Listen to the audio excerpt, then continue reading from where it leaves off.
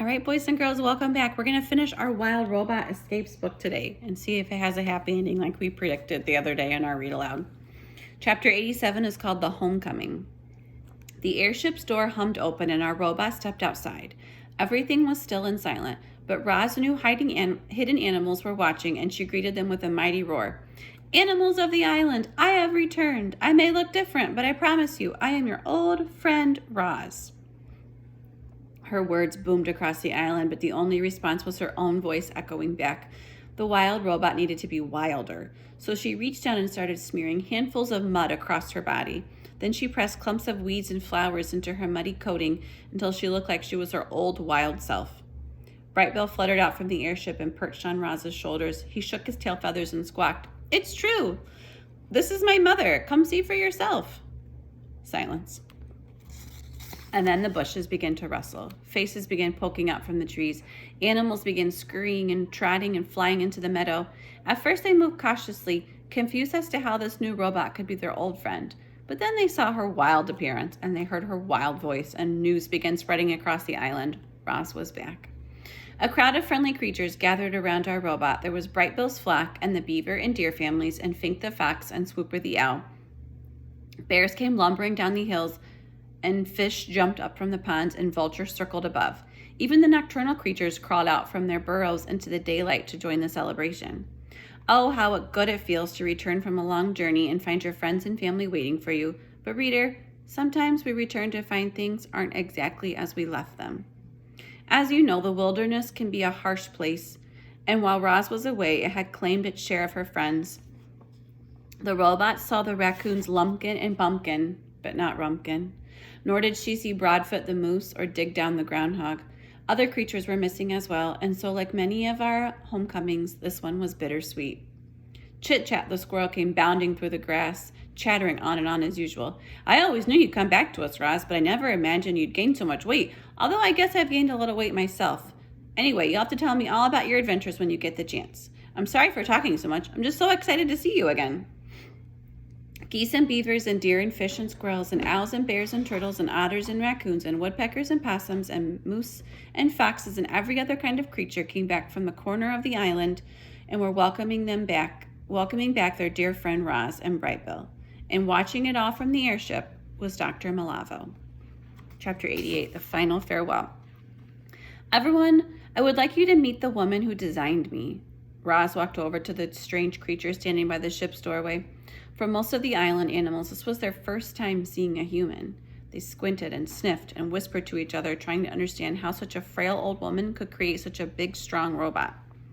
Dr. Malavo started speaking softly to Roz, and Roz started speaking loudly to the crowd of animals. My designer has asked me to translate her words for you, said the robot. The following words are not mine, they are hers. The crowd settled down and listened. Thank you, island animals, for saving Roz. Without your help, she would have died here long ago. But you were not only her rescuers, you were also her teachers. You taught her to be wild, and she needed all of her wildness to survive, both in your world and in mine. As I look around this wild paradise, I finally understand why Roz tried so hard to get back here. She does not belong with the robots and humans. She belongs here, on this island, with all of you. We cannot risk others learning about this place. That is why I will soon leave and never return. But I promise to keep your island a secret so that all of you can live in peace. And I will spend the rest of my days filled with wonder at the miracle that is our wild robot. The meadow fell silent. A flurry of wing beats and Brightbill landed in the grass near Dr. Malavo. He gazed up at the woman deep into her eyes, and then he bowed his head. Then the other geese in the flock bowed their heads. Crown Point the buck bowed his head. Pinktail the opossum bowed. Mr. and Mrs. Beaver bowed, the lizard bowed, followed by the turtles and the frogs. Like a wave rolling through the crowd, more animals bowed until every head was lowered. They were showing deep respect for the woman who created their dear friend Roz and who had brought her back to them. Dr. Malavo turned to Roz. Do you understand why I can't return? She said, her eyes glistening.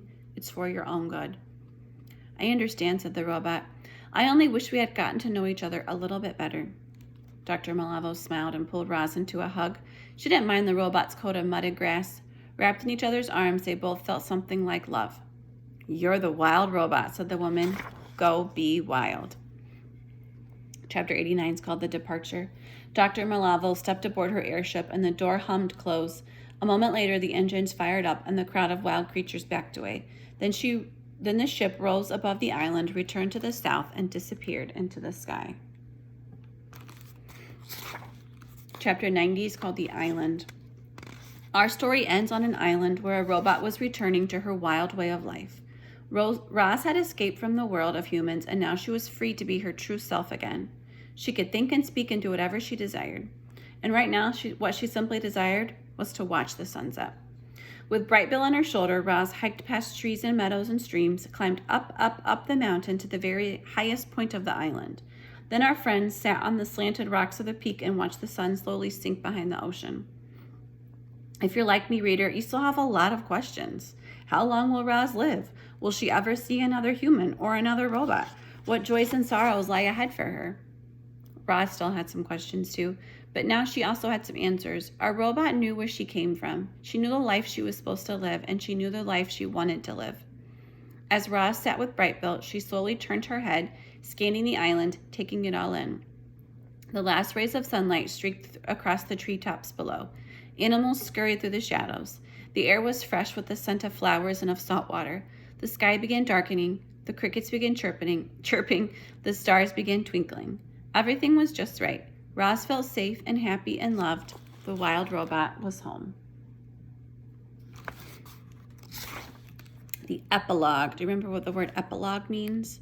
Kind of means like the end. This is the end, and they're kind of wrapping up what's happened since the end of the book. Autumn had returned to Hilltop Farm. The pasture was coated with frost, but the cows were out, grazing on the last few tufts of fresh grass. Soon they'd stroll up to the parlor for another milking. Their routine never changed. Mr. Sharif was sitting in his pickup truck with his dog. The man stared out the window across the fields at the new robot. He was keeping a close eye on her. Tech Lab had promised this one wouldn't run away, but he didn't trust her yet. These days, the children spent most of their free time working on the farm. Jaya had a way with the cows. Jad liked the tools and machines. They were walking through the farm buildings together when they heard honking sounds in the sky, and a flock of geese glided down to the pond. For weeks, geese had been stopping by on their migration, but there was something different about this flock.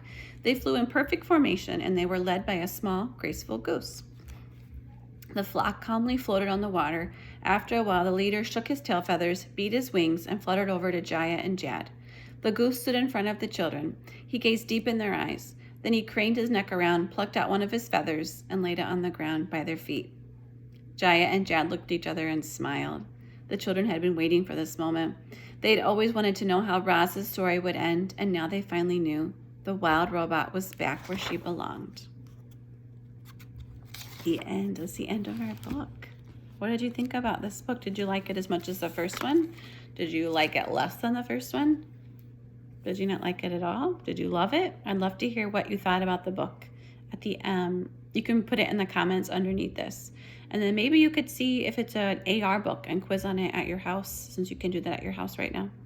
Now we get to start a new chapter book together. I'm excited to see what we'll pick out. If you have any thoughts about any good books too, I'd like some ideas.